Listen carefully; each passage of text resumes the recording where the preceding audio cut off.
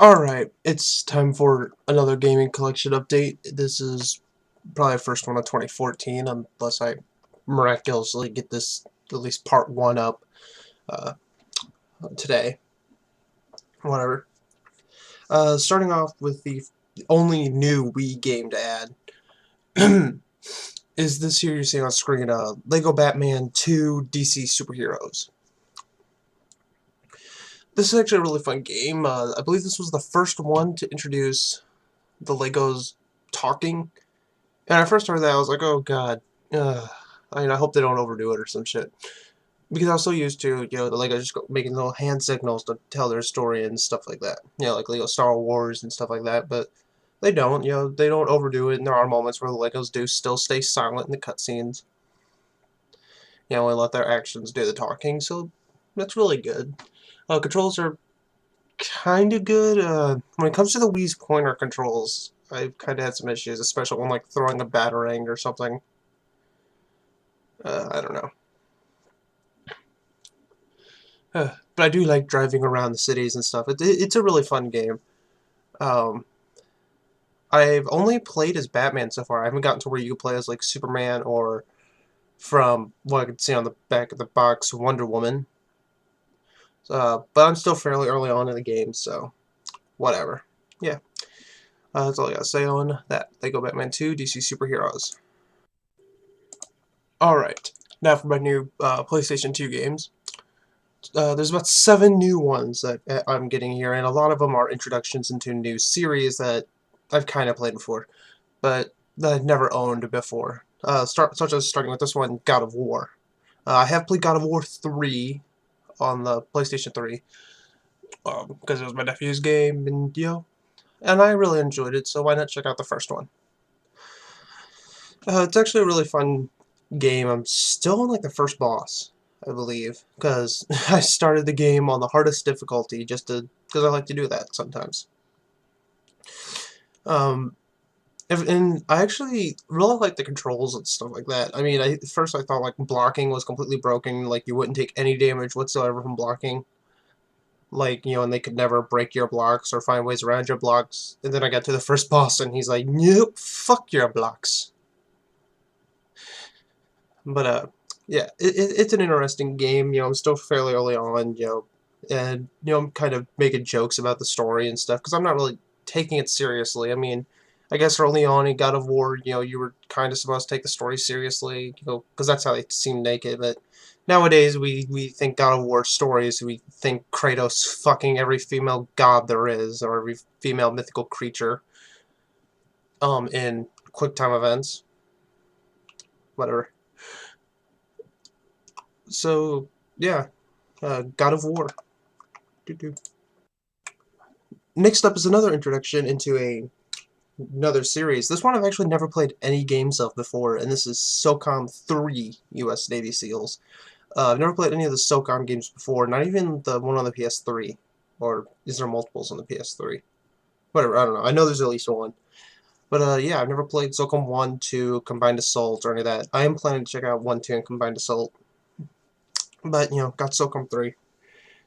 And I'm actually really enjoying it a lot more than I thought I would, because as a lot of you know, I'm not big on shooters. I'm not big on, like, the Call of Duties and the Battlefields, except for, like, one Battlefield game that I thoroughly enjoyed that my nephew had, and then he got rid of it, but whatever.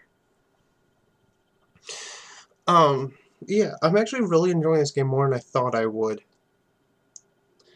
Because it's more tactical based. It's like a tactical based shooter instead of just run in and shoot everybody in the face. You have to actually think out your moves and stuff like that, because one wrong move will not only get you dead, but also your teammates dead, and you don't want to get your teammates dead, because that really does hinder your gameplay. Not only your gameplay experience, but it'll make the levels even harder. And I'm still trying to get used to that. I'm still on the tutorial level, which kind of sucks, until I figured out that you could save at checkpoints, because I never bothered to read any of the tips or whatever. But yeah, I hope the later levels are just as fun as this tutorial level, or I hope the game doesn't just start getting worse from here. But, it's the SOCOM series, and I kind of wish I was there back when the SOCOM series still had online play, because from what I hear, all the SOCOM games had like the best online multiplayer you could ever experience, and now they're all offline, I believe. Um, I believe the last one went offline like last year. Well, 2012, I should say, depending on when this video goes up. So yeah, SOCOM 3. Next up is a game that many of you may look at and be like, oh, it's just another God of War ripoff, because it has the long reach with his weapon. This is Rygar: The Legendary Adventure. And the reason why I say this, or the reason I believe this is not a God of War ripoff, is because this game actually came out way before, like a year or two before the first God of War game ever came out. And, you know, some people say, oh, it had a chance to be God of War before God of War, but the gameplay sucks, story sucks, and yada yada yada yada. You know, I don't really have that big of a problem with the gameplay. I do kind of wish the attacks were more varied, but, you know, I'm still really early on. You know, there's bound to be more combos added. You know, and I know there's more than one weapon. I've seen some gameplay footage of it. I know you get up to like 3 different weapons and stuff. So, yeah. It's a fun game, though. It does kind of seem like God of War, because you do play as this... What the hell is Rygar? Is he Spartan or what? I don't know. But you do play as him, and you know, you go and fight gods and stuff like that, larger-than-life bosses, stuff like that. And it's kind of fun. You know, I'm on the first boss still. Because you have to beat the game in order to do harder difficulties. You start off on easy and have to beat the game in order to do harder. So yeah, that's Rygar. Alright, next one is Taito Legends 2. This is another collection game. And the main reason I wanted this one was for Darius Gaiden, or G Darius, as I believe it's called on the original PlayStation. That one's just a big shoot 'em up. But I do thoroughly enjoy the rest of the games that are on this collection disc. You know, it's got like Space Invaders and stuff like that all there. So, you know, it's a pretty fun one. You know, it's all the original arcade version.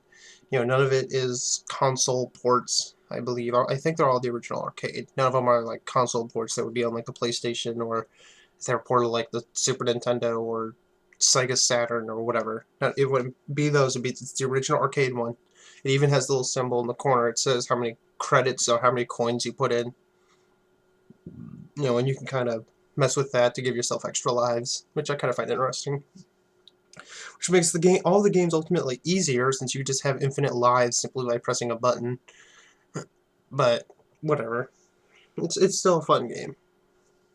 Fun collection disc, and you know, I really do like collection discs. It makes getting a lot of games a lot easier. So yeah, Taito Legends 2. Next up is the first game, or not really the first game, but one of the earliest game, well, the first 3D game in this series, Grand Theft Auto 3.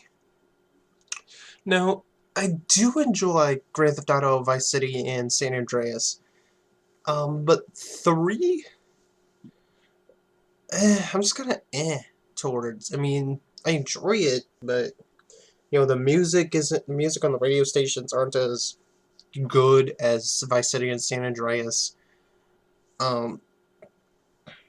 The control, well, when you're driving a vehicle and other things smash into you, or you're smashing into something, the vehicles feel a lot more slippery, I want to say. I think I want to say slippery.